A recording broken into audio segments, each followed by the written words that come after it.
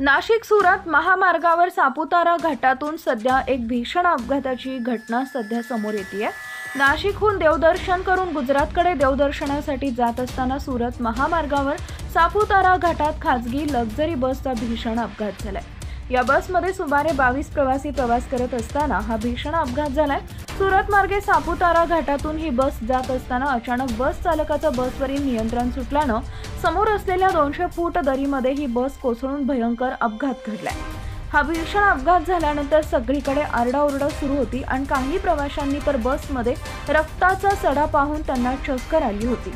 नाशिक सुरत महामार्गावर झालेल्या या भीषण अपघातामध्ये बसमध्ये बसलेले एकूण 22 प्रवाशांसोबत नेमकं काय घडलं ते पुढे बघा। त्या अगोदर आपल्या चॅनलवर नवीन असाल तर चॅनलला सबस्क्राइब जरूर करा, जेणेकरून अशा प्रकारच्या अपडेट्स या तुमच्यापर्यंत पोहोचत राहतील।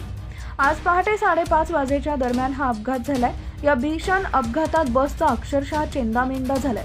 चालकाचं बसवरील नियंत्रण सुटल्यानं अपघात झाल्याची प्राथमिक माहिती मिळते। नाशिकहून देवदर्शन करून गुजरातकडे देवदर्शनासाठी जात असताना हा अपघात झाला। खासगी बस 200 फूट दरीत कोसळल्यानं हा अपघात झाला। या अपघातात 7 जण जागीच ठार तर 15 जणांची प्रकृती चिंताजनक असल्याची प्राथमिक माहिती मिळते। जखमींना जवळच्या रुग्णालयात दाखल करण्यात आलंय। पहाटे 5:30 वाजता झालेल्या अपघाताची माहिती मिळते। नाशिक सुरत महामार्गावरील सापुतारा इथं घडलेल्या या भीषण अपघातामुळे संपूर्ण महाराष्ट्र हादरले।